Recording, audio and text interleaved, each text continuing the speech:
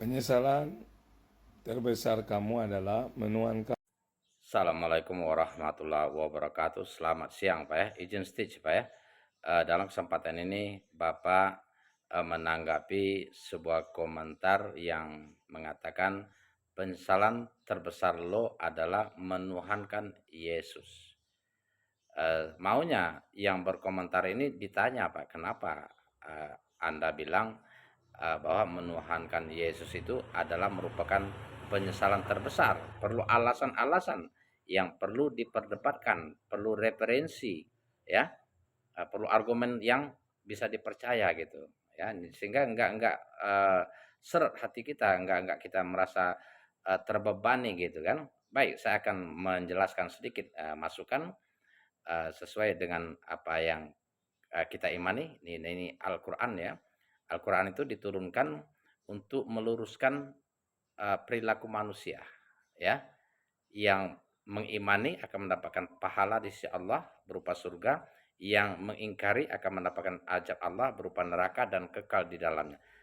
Al-Kahfi ayat 1 sampai 3. Ini yang saya ceritakan. Dan di dalam ungkapan Bapak bahwa Bapak mengatakan eh, Tuhan kami Yesus. Ya, di dalam penjelasan Bapak, eh, Yesus adalah anak Allah atau Tuhan Allah, lebih kurang begitu ya. Jadi Allah memperingatkan melalui Nabi Muhammad, katakan hai Muhammad, kata Allah, sesungguhnya Allah tidak punya anak. Allah tidak mengambil anak. Itu dibantah oleh Allah karena Allah ingin meluruskan wa yunzirul lazina qalu tahuzallahu walada malahum bihi min ilmi wala li abaihim kabur kalimatan tahruju min afwahihim iyakuluna illa kaziba, karena mereka tidak tahu, kata Allah, mereka tidak tahu, dan begitu juga kakek nenek mereka, buruk sekali apa yang mereka katakan, kata Allah, karena semua itu adalah kebohongan. Ini firman Allah surah Al-Kahfi 1 sampai 5. Jadi eh, kenapa dikatakan penyesalan? Salah itu merupakan salah satu jawaban. Yang kedua, Allah SWT berfirman, lakur kaparul lazina qalu tahuzalahu lakur kaparul lazina qalu innallaha huwal masihu nu Maryam. Sungguh kafirlah, kata Allah, orang-orang yang mengatakan bahwa Allah itu adalah Al-Masih itu sendiri. Wa qala masihu ya bani Israil la'budullaha rabbi wa rabbukum. Sementara Al-Masih sendiri diutus untuk Bani Israel pada zaman Nabi Isa alaihissalam. Pada zaman Al-Masih diutus oleh Allah Subhanahu wa taala, bukan untuk seluruh umat manusia. Ya. Wa qala masihu ya bani Israil la'budullaha rabbi wa rabbukum. Wahai bani Israel, kata Allah, sembahlah Allah Tuhanku dan Tuhanmu. Nah, ini semua ada di dalam Al-Quran dan perlu kita sebarkan ke seluruh penjuru dunia, ya, kepada semua manusia, terlepas mau mengimani atau tidak. Monggo, kita nggak ada paksaan, ya. Seseorang mau beragama A, agama B, masuk A, keluar lagi, itu nggak masalah bagi kita. Kita hanya menyampaikan. Wajib hukumnya bagi orang Islam untuk menyampaikan, untuk mendakwahkan. Ya, yang menerima itu terserah mau menerima atau tidak. Begitu juga dengan Nabi dulu. Kan banyak Nabi, zaman Nabi Ibrahim misalnya. Bapaknya sendiri nggak menolak. Nabi Nuh, istri dan anaknya sendiri menolak. Nabi Lut, istrinya sendiri mengingkari. Nah, itu salah satu contohnya. Jadi itu kita nggak ada paksaan. Kita tetap saling menghormati, saling menghargai, saling bertoleransi. Kita nggak ada benci, kita nggak ada bermusuhan. NKRI itu adalah harga mati. Nah, di dalam lanjutan tadi, sini surah Al-Maidah ayat 72. Innahu mayusrik billahi faqad haramallahu alaihil jannah. Sesungguhnya orang yang menyekutukan Allah, tidak menyembah Allah, menyembah selain Allah, siapapun itu, ya, tidak menyembah Allah, ya kan? Nah, haram surga bagi mereka, kata Allah. Ini ancaman ini. Di mana tempat mereka? Wa ma'wahunar, dan mereka akan ditempatkan ke dalam neraka. Berarti dua alasan kenapa orang yang berkomentar, mungkin kawan bapak lah mungkin kan, ya, penyesalan terbesar lo adalah menuhankan Yesus. Itu dua alasan diantaranya kan. Perlu kita ketahui bahwa Allah SWT mengelompokkan manusia menjadi empat. Innalazi na'aman, walazi nahadu, wa nasoro, wa sobein. Orang beriman sesungguhnya. Kaum Yahudi, kaum Nasarani, kaum Sobein.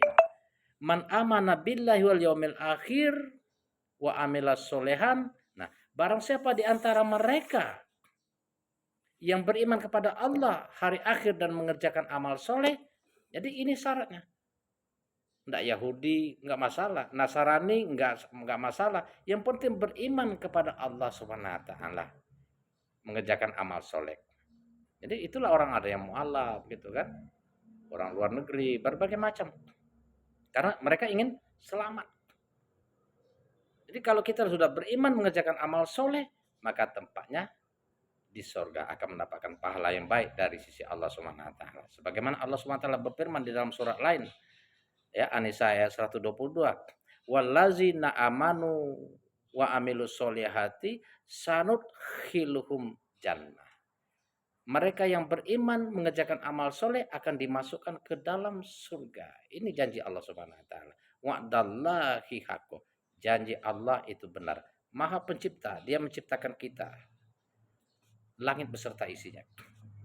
Sementara sebaliknya, wallazina kafaru wa kazzabu bi ayatina ulaika ashabun nar hum fiha khalidun.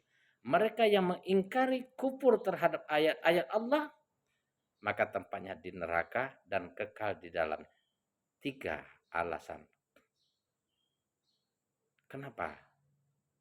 Ada koman mengatakan penyesalan terbesar lo. Mari kita cek and check ya. Bapak mengatakan di dalam Alkitab sendiri. Itu dia itu Allah kekal. Ini 1 Yohanes 5 ayat 20 yang Bapak baca tadi. Itu penjelasan menceritakan tentang Yesus, anak Allah, utusan Allah. Dia menjelaskan kebenaran, sumber hukum dan segalanya dari Allah SWT yang Dia utus. Ya, yang mengutus Yesus. Ya, siapa yang mengutus itu? Di dalam ayat 20 itu dikatakan dialah Allah hidup yang kekal. Jadi penjelasan Yesus tadi semuanya terangkum dari satu sumber, bahwa dari Allah yang hidup yang kekal. Itu bukan Yesus mengatakan akulah Allah, akulah Tuhan. Jadi perlu dibaca lagi ya. Mohon maaf ya, itu coba kita lihat ayat lain misalnya. Ulangan 6 ayat 4. Allah itu Tuhan kita, Tuhan itu Esa. Markus 12 ayat 29. Allah itu Tuhan kita, Tuhan itu Esa. Dengarlah hai Israel. Yohanes 17 ayat 3. Inilah hidup yang kekal itu, bahwa mereka mengenal Engkau satu-satunya Allah yang benar. Mereka mengenal Yesus Kristus yang Engkau utus. Di dalam ayat lain perlu kita pahami, bukan orang-orang yang memanggil Yesus Tuhan yang akan masuk ke dalam kerajaan surga Bapa, melainkan orang yang mengikuti kehendak Bapa. Apa kehendak Bapa? Apa yang diajarkan oleh Yesus sebagai utusan. Setelah Yesus berakhir, dia merujuk kepada Nabi Muhammad sallallahu alaihi wasallam. Baca Yohanes 14 ayat 7 sampai 18. Nanti akan tergambar tuh, bahwa setelah aku pergi akan datang seorang penolong yang Allah kirimkan atas permintaanku. Dia memuliakan aku karena dia memberitakan tentang aku apa yang dia dengar dari aku. Itu supaya kita pelajari sama-sama. Assalamualaikum, selamat sore Pak.